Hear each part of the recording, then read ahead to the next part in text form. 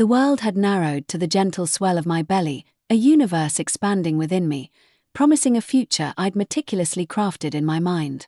8 months pregnant, every movement of our son inside me was a profound reassurance, a rhythmic beat against the quiet hum of my hopes.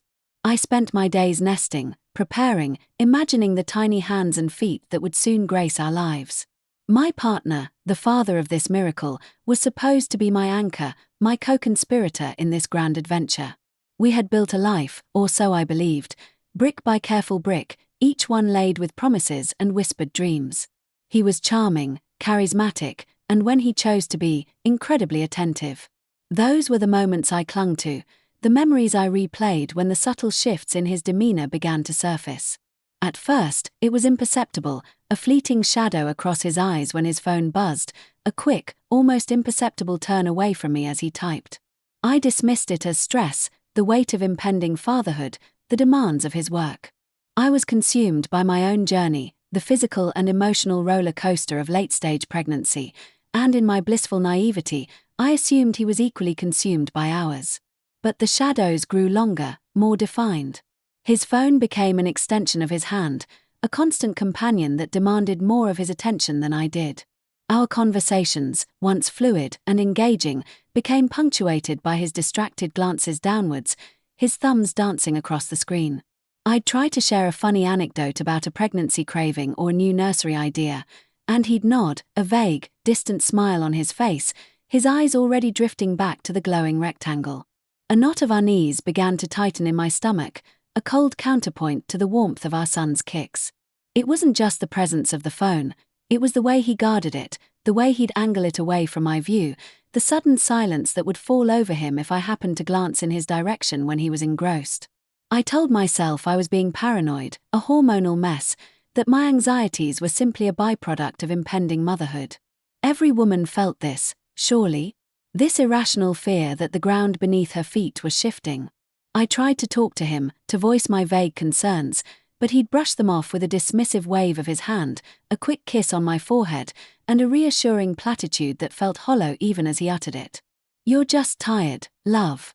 Everything's fine. We're fine." And I wanted to believe him, desperately. I wanted to believe that the man I loved, the man who was about to become a father, was as invested in our shared reality as I was. But the whispers of doubt grew louder, turning into a persistent hum in my ears, a discordant note in the symphony of my hopeful heart. I started to pay closer attention, to notice the subtle cues, the fleeting expressions, the way his eyes would light up, not for me, but for something on that screen. The truth, I was beginning to realize, was lurking just beneath the surface, waiting for the opportune moment to shatter my carefully constructed world. The first tangible cracks in my carefully constructed reality appeared in the form of names I didn't recognize, popping up on his phone screen with alarming regularity. They were almost always female, accompanied by a flurry of emojis, hearts, kisses, laughing faces. He'd be texting, a private smile playing on his lips, then quickly minimize the chat if I walked into the room. My heart would clench, a cold, hard stone forming in my chest. I tried to rationalize it, telling myself they were just friends, colleagues, people he knew from his past. But the sheer volume, the constant engagement, began to chip away at my resolve. He was spending more time communicating with these digital strangers than he was with me, his pregnant partner, the woman carrying his child. One evening, I saw a notification pop up on his lock screen, a selfie from a woman, a casual, intimate pose, and beneath it, his reply, a string of red hearts. My breath hitched.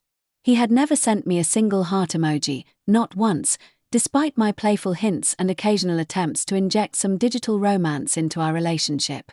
It was a small detail, seemingly insignificant, but it felt like a punch to the gut. It wasn't just the hearts, it was the entire dynamic. He was actively engaging with these women, showering them with digital affection, while I, his pregnant girlfriend, felt increasingly invisible, a mere placeholder in his life. The pattern escalated. He would disappear into his phone for hours, emerging only to offer a perfunctory comment about our baby or my well-being, before retreating back into his digital world. I saw him send a plushie and a bouquet of flowers to one of these women, a gesture he had never once extended to me, not even on my birthday or our anniversary. The irony was a bitter taste in my mouth.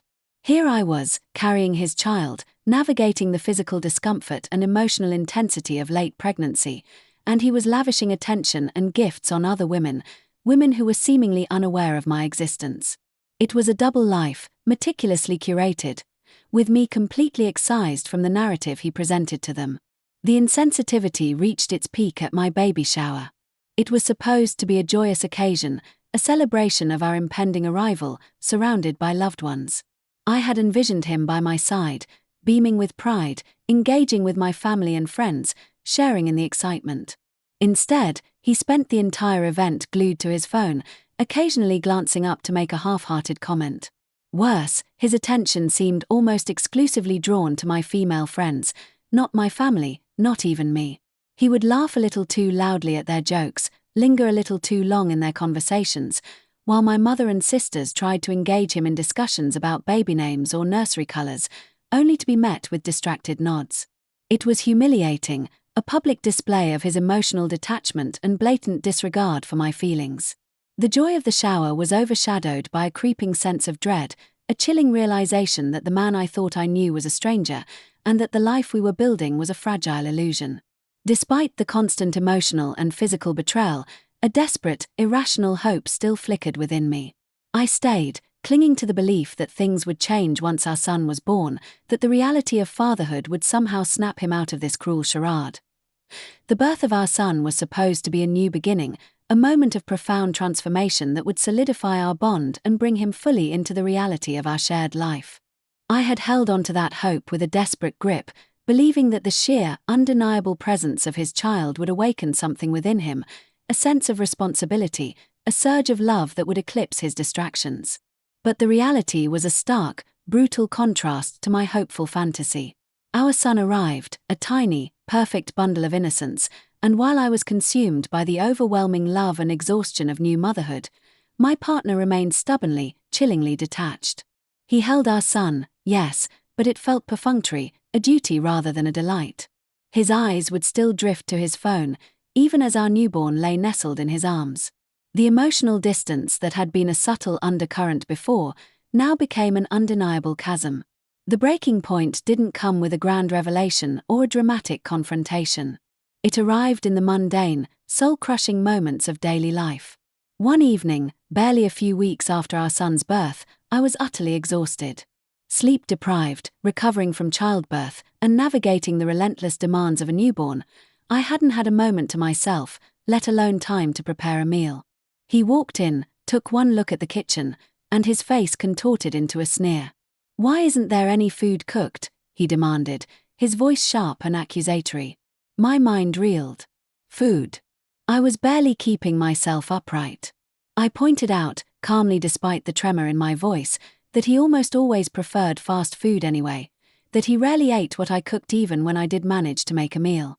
His response was a dismissive shrug, and then, the ultimate betrayal, he called his mother, right in front of me, and complained bitterly that I barely cooked. The words stung, not just for their inaccuracy, but for the sheer audacity of his complaint, given my circumstances, and the immediate recourse to his mother as if I were a negligent child.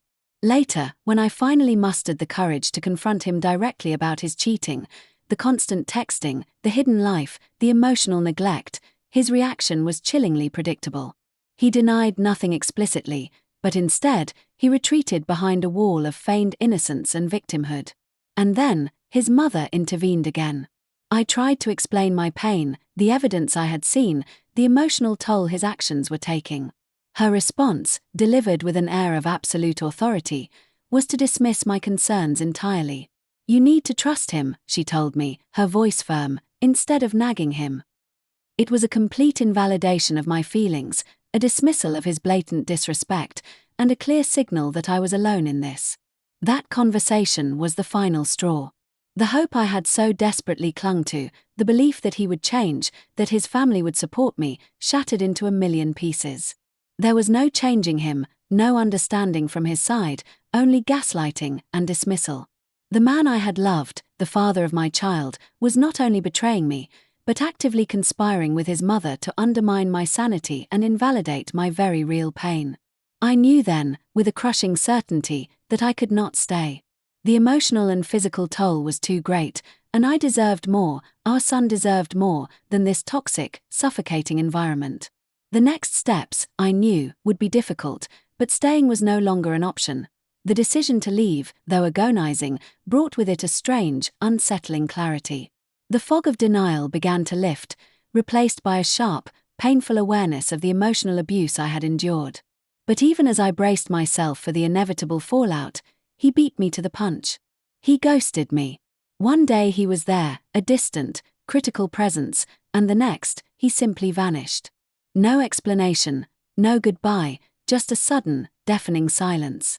It was a cowardly act, a final, cruel twist of the knife, designed to leave me reeling and confused. But the silence didn't last. Soon, whispers began to reach me, then outright accusations. He was actively spreading lies about me to his friends, painting me as the villain, the unstable, demanding ex-girlfriend who had driven him away.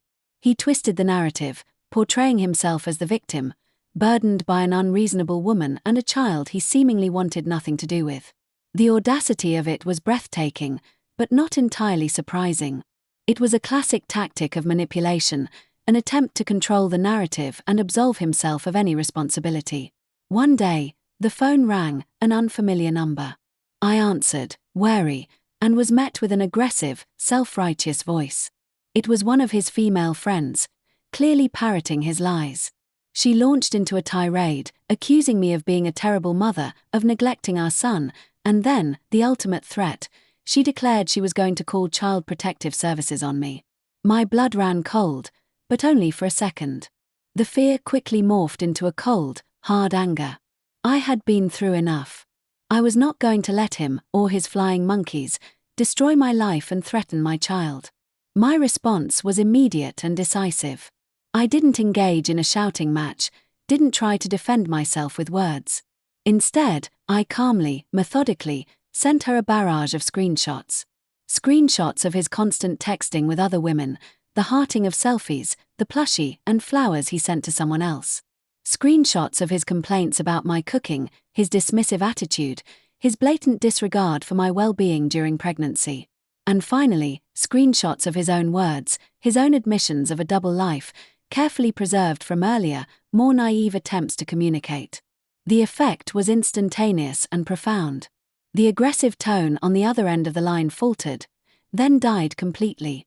There was a stunned silence, followed by a quiet, almost apologetic mumble. The friend, confronted with undeniable proof of his duplicity, was clearly shocked. The narrative he had so carefully constructed, the image of the wronged victim, crumbled before her eyes. What followed was bizarre, an unexpected twist in the unfolding drama. This friend, now seeing the true colors of the man she had defended, reached out again, not with threats, but with a strange offer of alliance. She was disgusted by his behavior, she said, and wanted to help. Her idea was to collectively try and convince him to give me full custody of our son, without any child support. It was a well-intentioned, albeit legally naive, proposition. I knew immediately that no child support was a non-starter, a promise that could never be legally upheld, especially given his financial capabilities. But the brief, strange alliance, born out of shared disillusionment, was a testament to the power of truth and a fleeting moment of validation in a sea of betrayal. It showed me that even in the darkest moments, there were people who, once enlightened, would stand on the side of justice, however misguided their initial approach might be. The fleeting alliance with his disillusioned friend, though ultimately impractical in its legal suggestion, served a crucial purpose.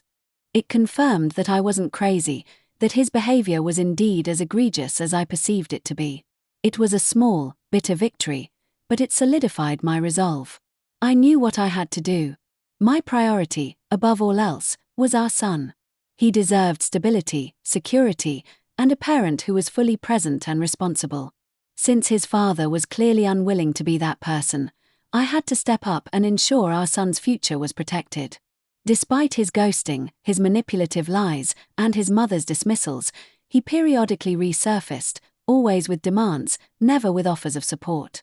He would text, demanding specific visitation times for our son, often at the last minute, completely disregarding my schedule or our son's needs. He'd insist on seeing him on certain days, at certain hours, as if our son was an accessory he could pick up and drop off at his convenience, rather than a vulnerable human being requiring consistent care and a stable routine. Each demand was delivered with an air of entitlement, as if I were obligated to bend to his will, despite his complete absence from our lives in every other meaningful way. The most infuriating aspect of these sporadic reappearances was his absolute refusal to provide any financial support. When I broached the subject of diapers, formula, clothes, or even a simple car seat, he would flatly refuse. "I'll get my own things," he'd declare, with an air of self-importance, as if he planned to set up a separate, fully stocked nursery at his own place. But of course, he never did. He never bought a single diaper, a single wipe, a single ounce of formula. The promise of his own things was just another empty declaration, another excuse to shirk his responsibilities. He expected me to bear the entire financial burden of raising our son, while he dictated visitation terms and lived his life unencumbered. After making a demand, he would invariably ghost again, disappearing for weeks or even months, leaving me to pick up the pieces, manage all the expenses, and navigate the emotional fallout alone. It was a cruel, cyclical pattern of neglect and control. I was constantly walking on eggshells, wondering when the next demand would come, when he would resurface only to disappoint and disappear again. In a desperate attempt to appeal to some sense of familial responsibility, I even tried reaching out to his mother again. I found her on WeChat, using Google Translate to painstakingly craft messages, explaining the situation, the financial strain, and the simple need for her son to step up. Her response was immediate and chillingly dismissive. She claimed he owed me nothing, absolutely nothing, because he wasn't seeing the baby. Her logic was twisted, a perverse justification for his abandonment. In her eyes, his absence negated his paternal obligations, as if child support was a fee for visitation rather than a fundamental right of our son. This conversation, more than any other, solidified my path forward. There would be no co-parenting, no amicable agreements, no appeal to his conscience or his family's. Their collective stance was clear: I was on my own. The only recourse left was the legal system. It was a daunting prospect, filled with paperwork, court dates, and an adversarial process I dreaded. But I knew, with absolute certainty, that it was the only way to ensure our son received the support he deserved, the support his father was so determined to withhold. The fight, I realized, was far from over. It was only just beginning. The realization that legal action was my only recourse was both terrifying and empowering. Terrifying because it meant stepping into an unfamiliar, complex world of bureaucracy and confrontation, and empowering because it meant taking back control, fighting for my son's future with every ounce of strength I had left. The first hurdle was the sheer volume of paperwork, a labyrinthine maze of forms and requirements. To even begin the child support process, I needed a birth certificate for our son, a document that, due to his father's absence and lack of cooperation, had become an unexpected challenge. The hospital had provided a temporary record, but the official birth certificate required information from both parents, or at least a clear path for a single parent to obtain it. I spent countless hours on the phone, navigating automated systems, being transferred from one department to another, explaining my unique and frustrating situation over and over again. Each conversation was a test of patience, a reminder of the isolation I felt. I had to prove I was the sole custodial parent, provide detailed accounts of his father's abandonment, and fill out endless affidavits. It was emotionally draining, a constant reliving of the betrayal, but I pushed through, fueled by the image of my son's innocent face. Once the birth certificate was finally in hand, a small victory in itself, the real work began: filing for child support. I researched tirelessly, poring over legal aid websites, government portals, and online forums. I learned about summons, petitions, and the intricacies of the family court system. The process was overwhelming. There were forms for establishing paternity, even though he was on the birth certificate. His lack of engagement meant it needed to be legally affirmed for support purposes, forms for financial disclosures, forms for service of process. Each one had to be filled out meticulously, accurately, with no room for error. I spent late nights hunched over my kitchen table, the only light coming from a small lamp, while my son slept peacefully in his crib. I cross-referenced information, gathered bank statements, calculated expenses, and documented every single instance of his father's refusal to contribute. Every text message where he demanded visitation but refused support, every email where I tried to communicate his needs, every date he ghosted. It all became evidence, meticulously organized and prepared. It was a painstaking, lonely process, made even harder by the constant exhaustion of new motherhood. There were moments of despair, when the mountain of paperwork seemed insurmountable, when the injustice of it all threatened to swallow me whole. But then I would look at my son, sleeping soundly, utterly dependent on me, and a fresh wave of determination would wash over me. Finally, after months of relentless effort, countless phone calls, and what felt like an endless stream of ink and paper, I successfully filed the petition. The day I mailed that envelope, containing all the carefully compiled documents, felt like a monumental achievement. It wasn't just paper. It was a declaration. A declaration that I would not be silenced, I would not be dismissed, and I would fight for what was right for my son. The next step was serving him, a moment I both dreaded and anticipated. It was the point of no return, the official commencement of the legal battle, and I knew, with a chilling certainty, that he would not take it well. But for the first time in a long time, I felt a flicker of hope, a sense that justice, however slow and arduous, was finally within reach.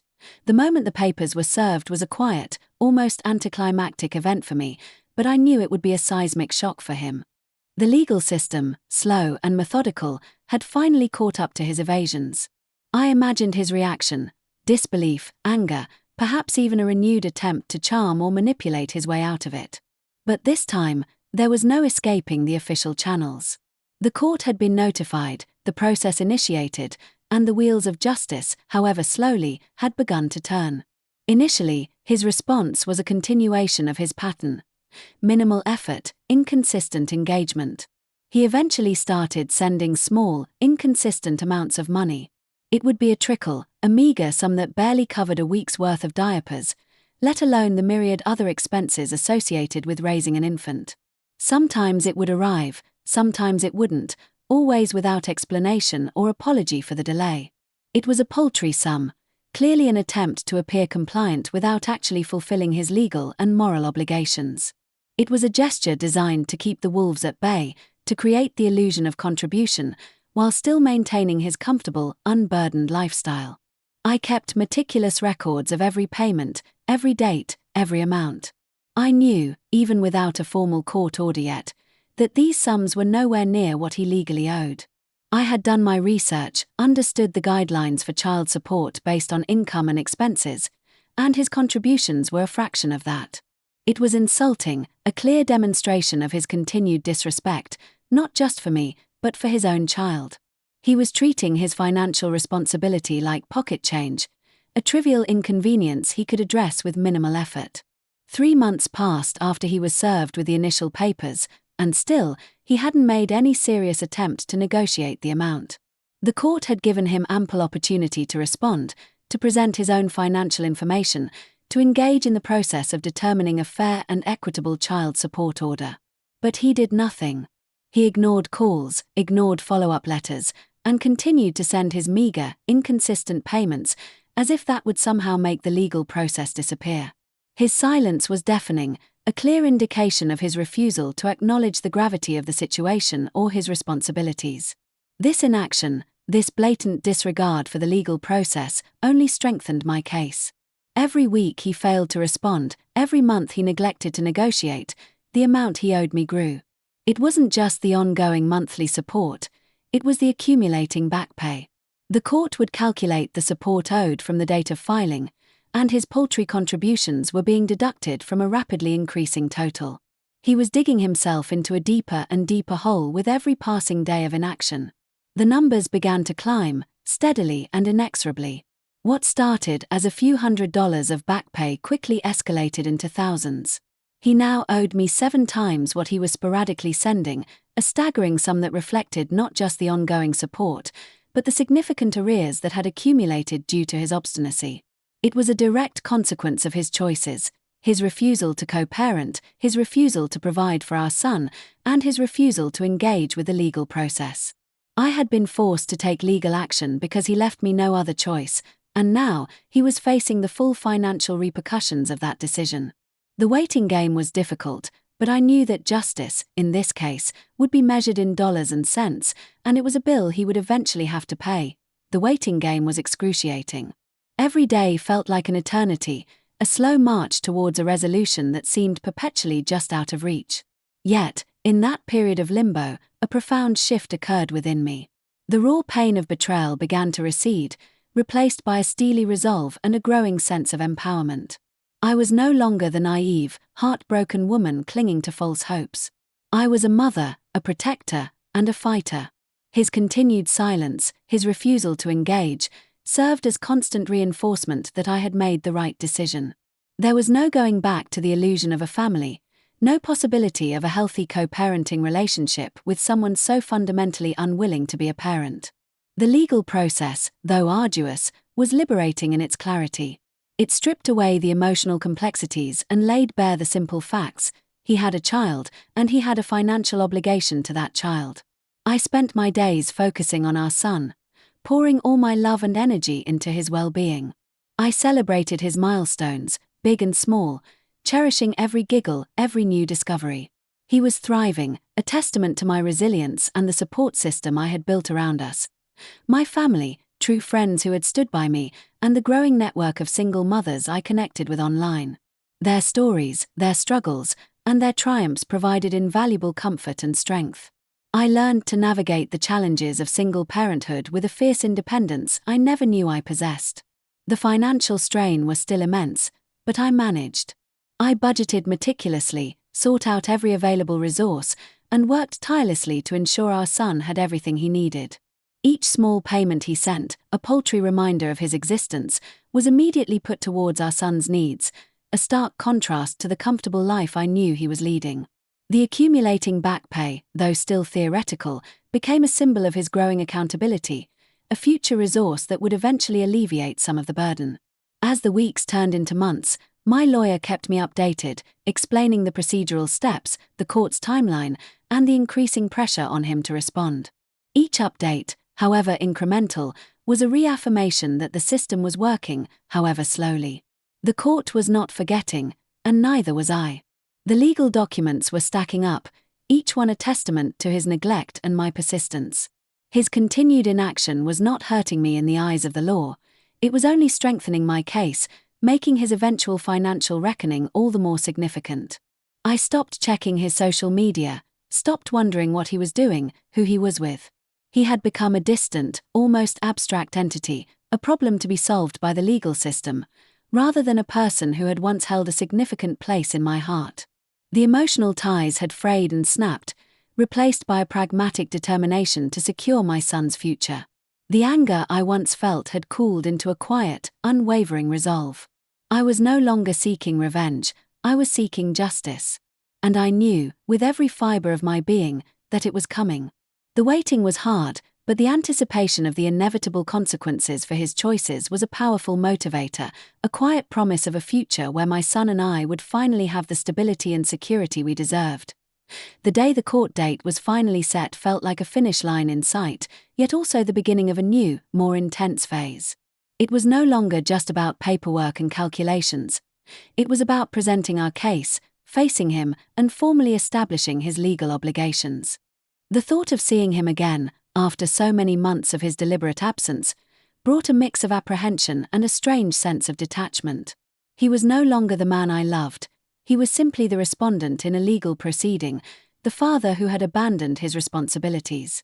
My lawyer meticulously prepared me, walking me through every step of the process.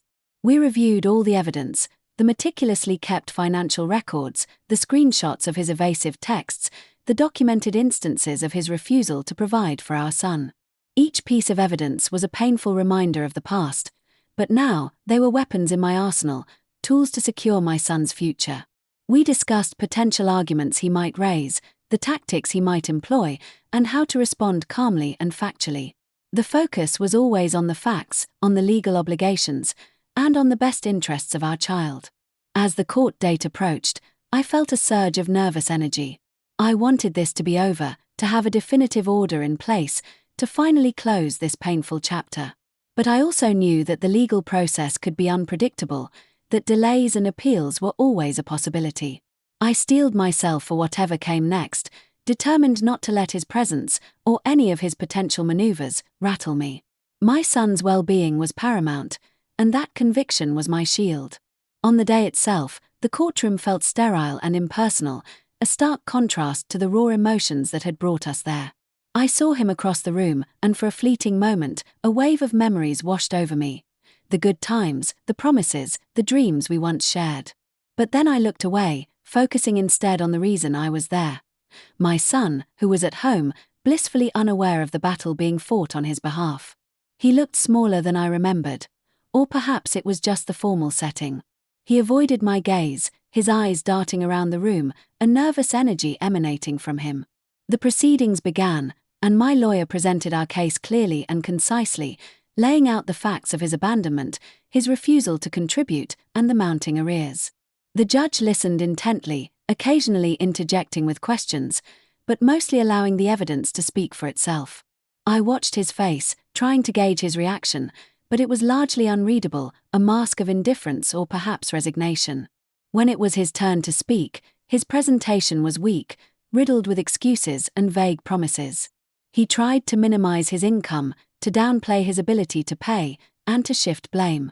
He spoke of his intentions to contribute, but those intentions were clearly contradicted by months of inaction. He offered no compelling defense, no legitimate reason for his prolonged neglect. It was clear he had no real plan, no genuine desire to engage constructively. He was simply hoping to escape accountability. The judge, however, was not swayed by his flimsy excuses. The evidence was overwhelming, the facts undeniable. The years of emotional manipulation and gaslighting had no place in this courtroom. Only the cold, hard truth mattered. As the hearing progressed, I could feel the momentum shifting, the weight of the law slowly but surely pressing down on him. The justice I had yearned for, the accountability I had fought for, was finally, tangibly, within reach. The end of this long, painful journey was finally in sight. The judge's decision came swiftly, leaving no room for doubt or further evasion. The cold, precise language of the court order cut through all his excuses and manipulations, laying bare his responsibilities. The ruling was clear. He was legally obligated to pay a specific amount of child support, an amount that accurately reflected his income and our son's needs, and it was significantly higher than the paltry sums he had been sporadically sending. More importantly, the order included the full calculation of back pay, the substantial arrears that had accumulated over the months of his deliberate non-compliance. The total sum he now owed was staggering, a direct consequence of his prolonged refusal to co-parent or provide for our son.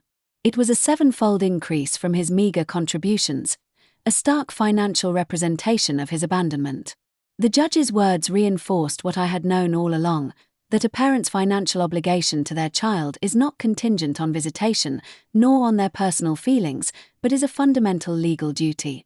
His mother's dismissive claims, his own self-serving justifications, crumbled under the weight of the law.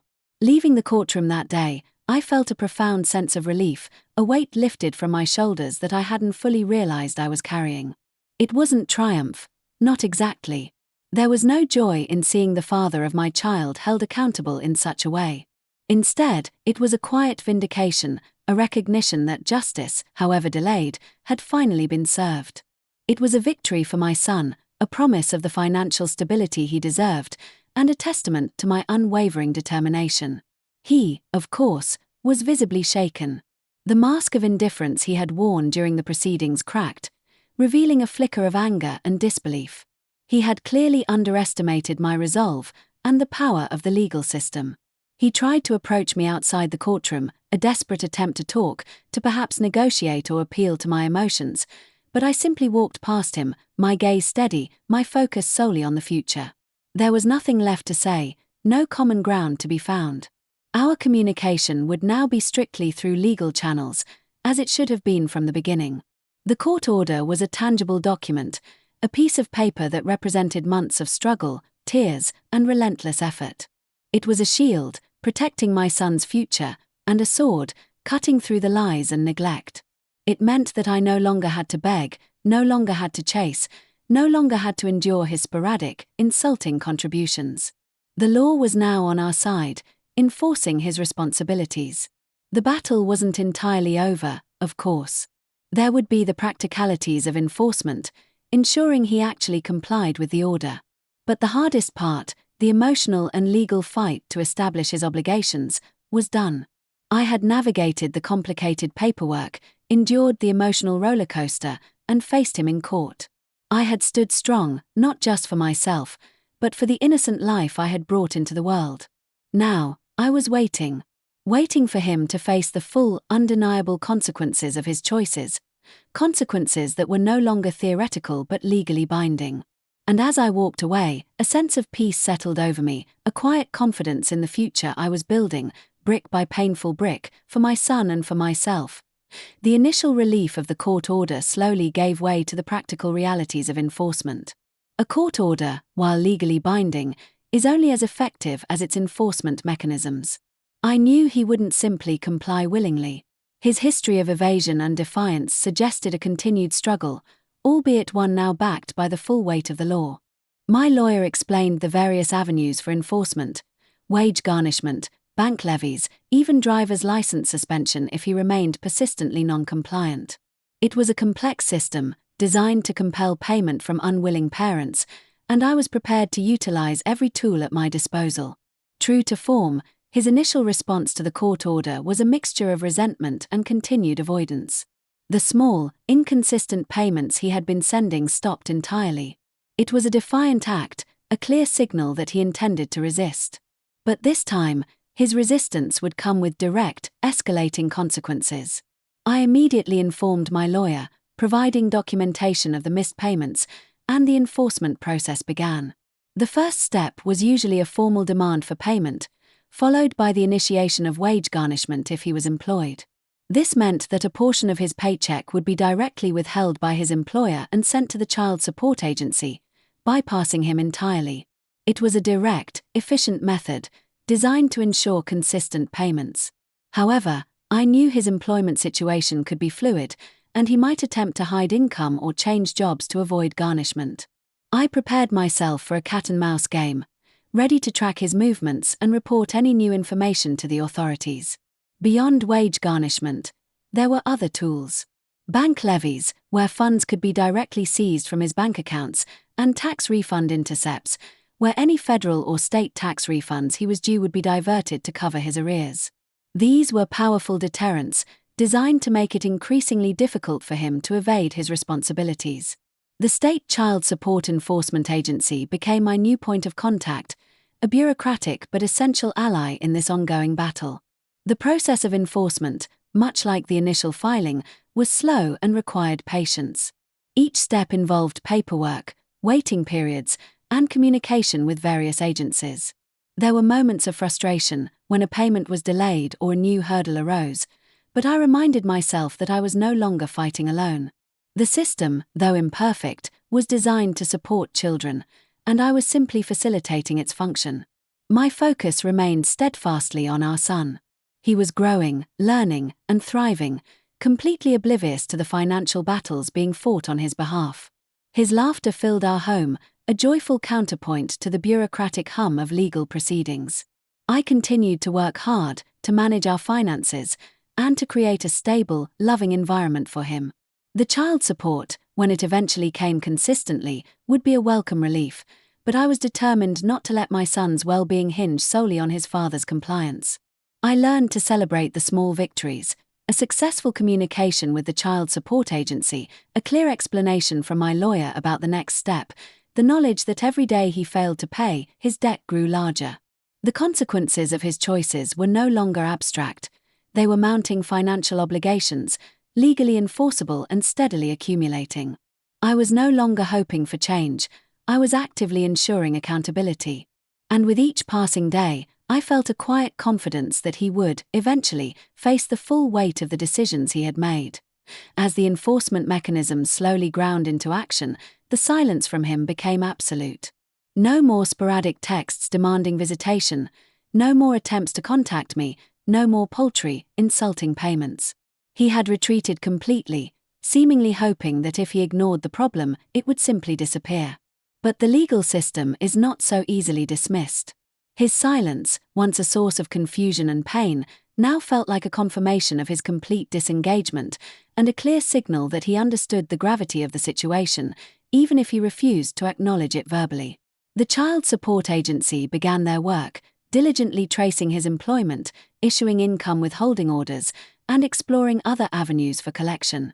It was a tedious process, often involving delays and bureaucratic hurdles, but I remained persistent, providing any information I could, following up regularly, and ensuring that his file remained active and prioritized.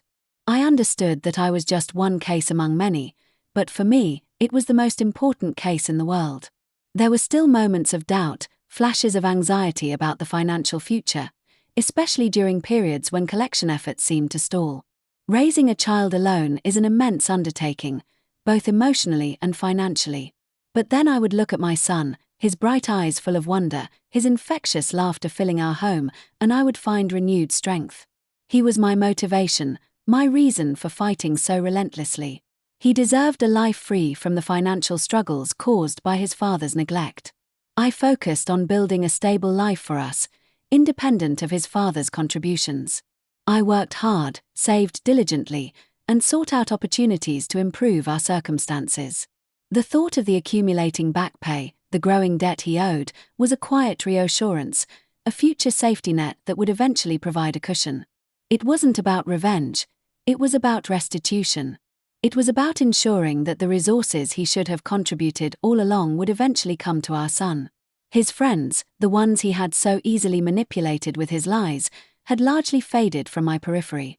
The brief, strange alliance with his disillusioned friend had run its course, a momentary crack in his carefully constructed facade. Now, the battle was purely legal, a formal process between the state and an unwilling parent. The emotional drama had been replaced by legal procedures, and that, in itself, was a form of peace. I learned to detach from the emotional weight of his actions and focus solely on the pragmatic steps required to secure our son's support. It was a lesson in resilience, in navigating adversity with a clear head and a determined spirit. I was no longer waiting for him to change, no longer hoping for an apology or an acknowledgement of his wrongs. I was simply waiting for the legal system to run its course, for the consequences of his choices to fully materialize. And they were materializing. Slowly but surely, the mechanisms were tightening. The state has powerful tools at its disposal, and they were being deployed. I knew that eventually, he would have no choice but to face the music. The debt was growing, the legal pressure was mounting, and his options for evasion were shrinking. The quiet anticipation of that inevitable reckoning was a powerful force, propelling me forward, ensuring that I would see this through to the very end. My son deserved nothing less. The legal machinery, though slow, was relentless. After months of his continued non-compliance, the Child Support Enforcement Agency began to escalate their actions.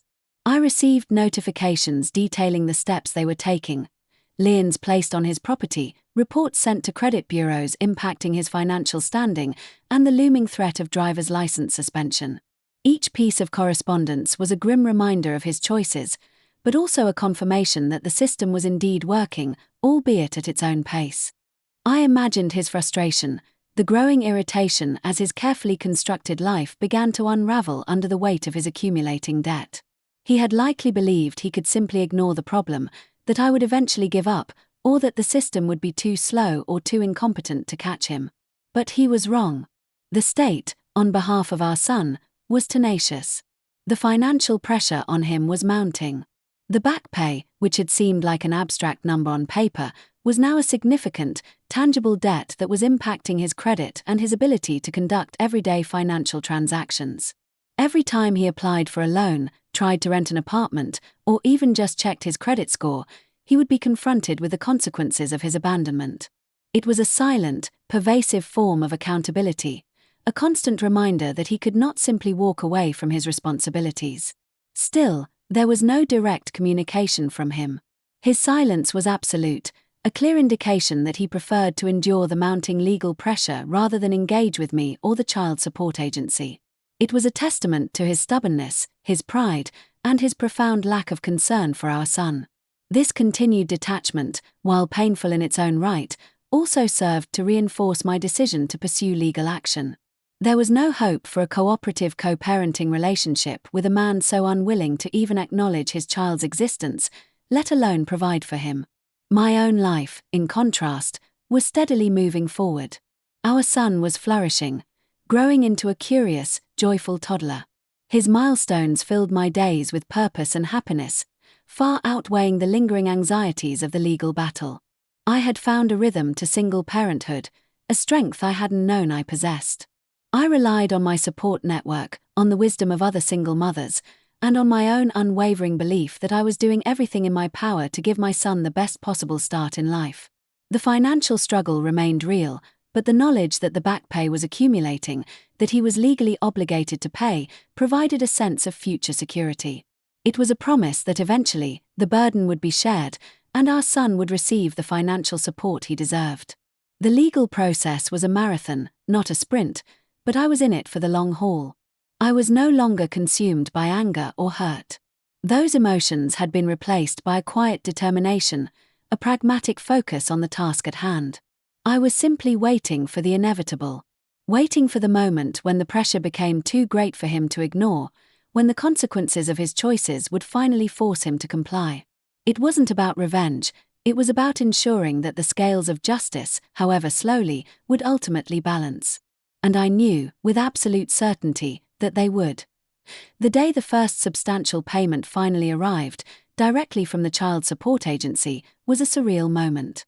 It wasn't a direct deposit from him, but a transfer from the state, indicating that their enforcement mechanisms had finally yielded results.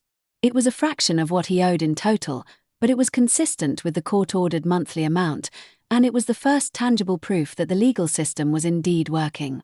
I stared at the notification on my phone, a wave of emotions washing over me. Relief, exhaustion, and a quiet sense of vindication. This wasn't a sudden change of heart on his part.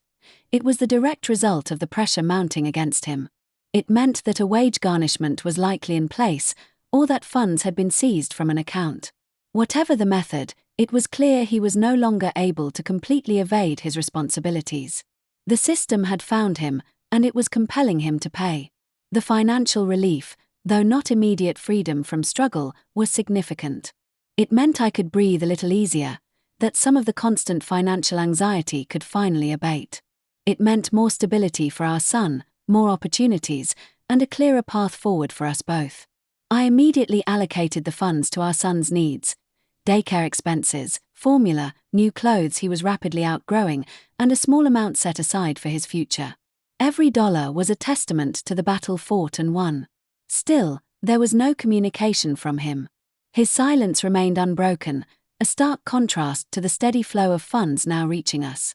This continued detachment, even as he was being forced to contribute, spoke volumes.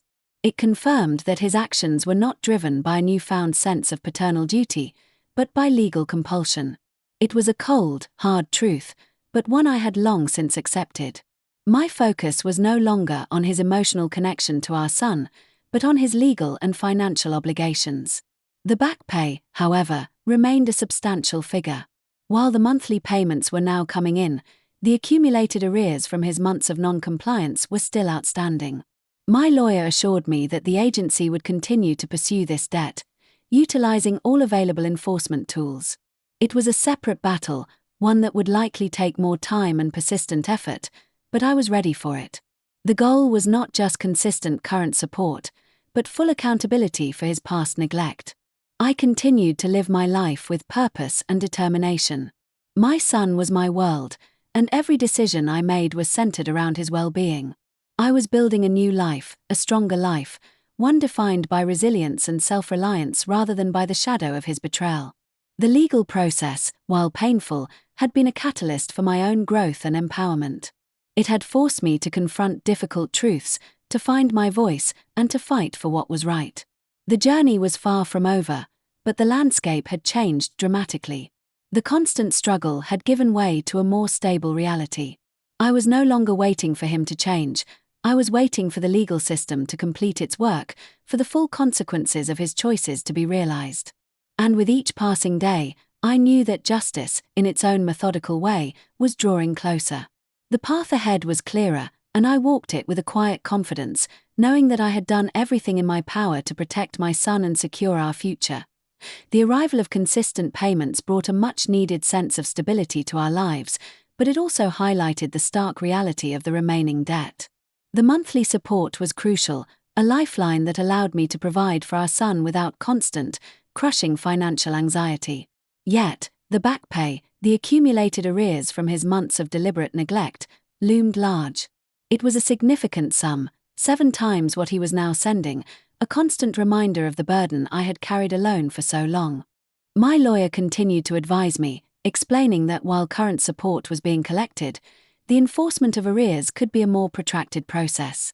It often involved intercepting tax refunds, seizing larger assets, or even more aggressive legal measures if he continued to resist. I understood that this was not a quick fix, but a long-term commitment to ensuring full accountability. I remained vigilant, keeping meticulous records of every payment, every communication from the Child Support Agency, and any information that could assist in the collection of the outstanding debt.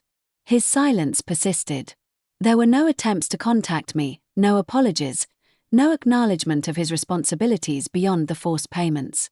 It was a cold, hard silence that spoke volumes about his character. He was paying because he was compelled to, not because he had suddenly developed a conscience or a desire to be a father. This detachment, while painful, also brought a strange sense of clarity. There was no longer any ambiguity, no lingering hope for reconciliation or a shared future. Our relationship was purely legal, defined by court orders and financial obligations. I poured my energy into creating a joyful, nurturing environment for our son. He was growing so fast, his personality blossoming, and every day with him was a gift. I made sure he felt loved, secure, and wanted, compensating for the absence of his father in every way I could. We built new routines, new traditions, creating a life that was rich in love and stability, despite the challenges. The emotional scars of the betrayal were slowly healing. The anger had subsided, replaced by a quiet strength and a fierce determination. I had learned invaluable lessons about resilience, about self-worth, and about the unwavering power of a mother's love.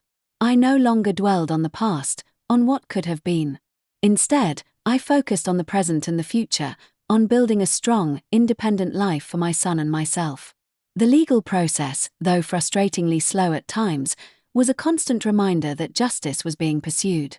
Each time I received a notification from the Child Support Agency, or spoke with my lawyer about the ongoing efforts to collect the arrears, it was a reaffirmation that his choices would not go unpunished. The debt was growing, the pressure on him was mounting, and the consequences were becoming increasingly unavoidable. I was no longer just waiting for him to face the consequences. I was actively participating in ensuring he did. My persistence, my detailed records, and my unwavering commitment to my son's well-being were all contributing to the inevitable reckoning. The path was clear, and I was walking it with purpose. The full weight of his choices was bearing down on him, and I was there, watching, waiting for the final chapter of this long, arduous journey to unfold.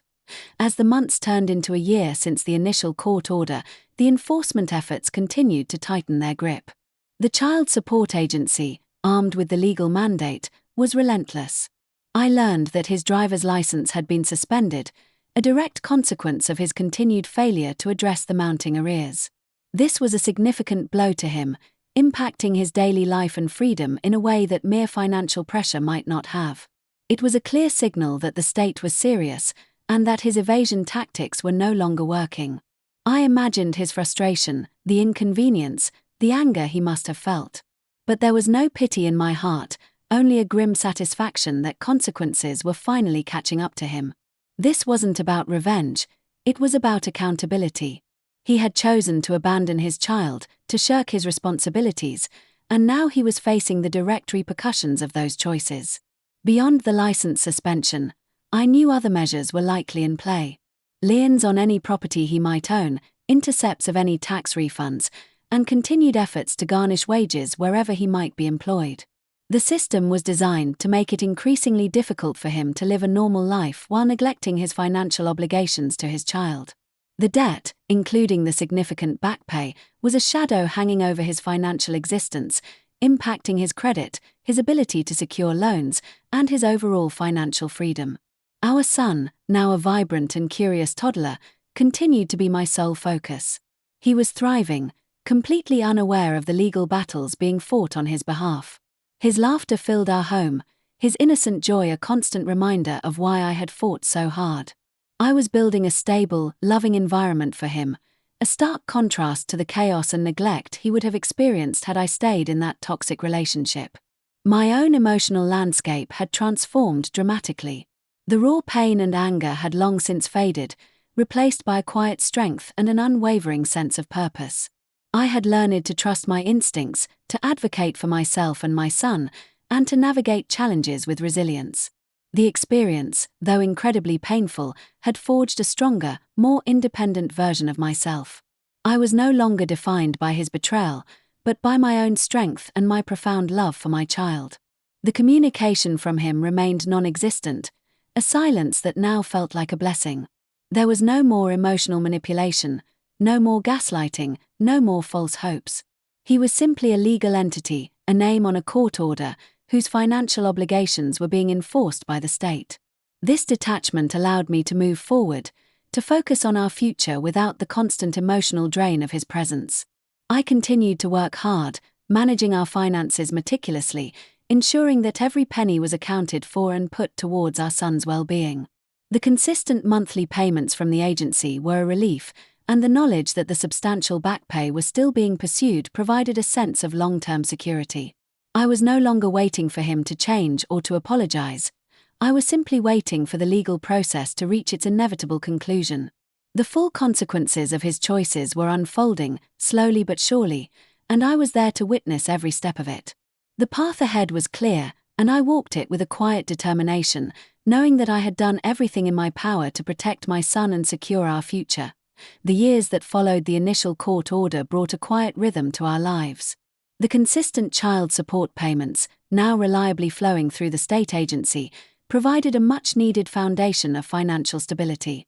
It wasn't luxury, but it was enough to ensure our son had everything he needed: good childcare, healthy food, clothes that fit, and the occasional toy that sparked his imagination.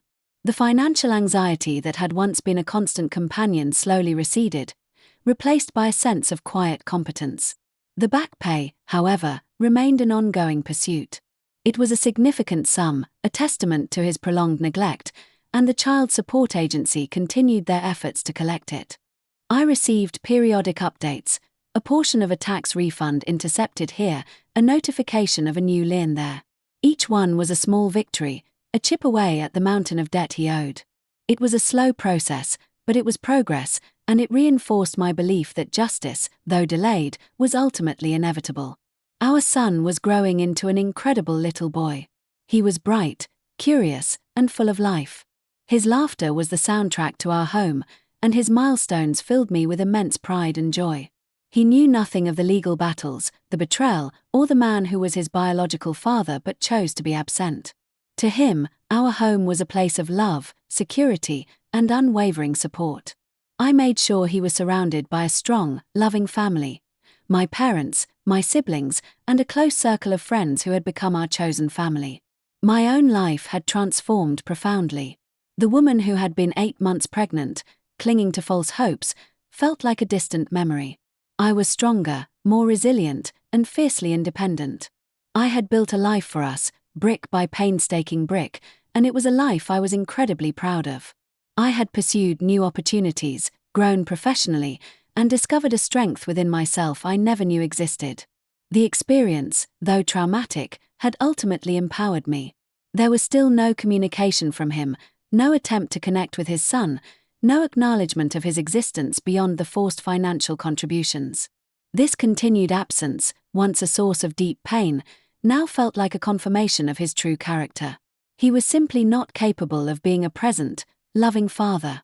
And in a strange way, that clarity brought a profound peace. I no longer wasted energy on what ifs or why nots. I focused on what I could control, creating the best possible life for my son. The legal process was nearing its final stages for the back pay. The accumulated interest, the penalties for non-compliance, all added to the growing sum he owed. The state's enforcement mechanisms were powerful, and they were closing in. I knew that eventually he would have no choice but to settle the full debt, or face even more severe consequences. It was a long game, but I had played it patiently, persistently, and with unwavering determination. I was no longer waiting with bated breath, consumed by the outcome.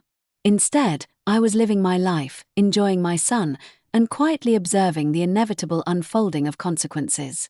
The full weight of his choices, the years of neglect and evasion, were finally coming due. And I was ready for it, not with anger, but with a quiet satisfaction that justice, for my son and for me, was finally reaching its full and complete conclusion. The final phase of the legal process felt less like a battle and more like a formality. After years of consistent monthly payments, albeit forced, and the slow but steady chipping away at the back pay through various enforcement methods, the remaining balance of the arrears became a focal point. The Child Support Agency, with my continued cooperation in providing any updated information, was preparing for the ultimate push to collect the last significant portion of what he owed. I received a notice detailing the final steps, perhaps a looming court appearance for contempt of court, or a final, aggressive levy on a substantial asset. The details were procedural, but the implication was clear: his time for evasion was running out. The total sum, including the original back pay and accumulated interest and penalties, had grown into a truly formidable amount. It was a testament to his prolonged defiance and the legal system's unwavering commitment to securing a child's right to support. My emotional state was calm, almost detached. The bitterness and anger that had once consumed me had long since dissipated. They had been replaced by a quiet strength, a profound sense of self-reliance, and an overwhelming love for my son. He was thriving, a happy, well-adjusted child, surrounded by love and stability. His innocence and joy were my greatest rewards, far more valuable than any financial settlement. I thought about him, the father of my child, and felt nothing. No hatred, no lingering affection, just a void. He had chosen to be absent, to prioritize his own selfish desires over his child's well-being. And in doing so, he had forfeited any claim to my emotional energy or my forgiveness. The legal process was simply a clean, necessary severing of ties, ensuring that his financial obligation was met, and nothing more. The final court date, if it came to that, would be a mere formality. I had presented my case, the evidence was undeniable, and the law was clear. There was no room for negotiation, no possibility of him talking his way out of it. The consequences of his choices were now fully crystallized, a debt that had grown too large to ignore, too legally binding to escape. I had learned that true strength wasn't about holding on to anger, but about letting go of what no longer served me. It was about focusing on the positive, on the beautiful life I was building for my son and myself. The legal battle had been a necessary evil, a means to an end, but it did not define me. My identity was forged in resilience, in motherhood, and in the unwavering commitment to my child's future. I was waiting for the final shoe to drop, for the last piece of the puzzle to fall into place. The years of struggle, the emotional toll, the bureaucratic hurdles, it was all leading to this inevitable conclusion. He would face the full consequences of his choices, not because I sought revenge, but because justice demanded it. And when it was all over, I knew that my son and I would truly be free, unburdened by the past, ready to embrace a future filled with peace, stability, and boundless love.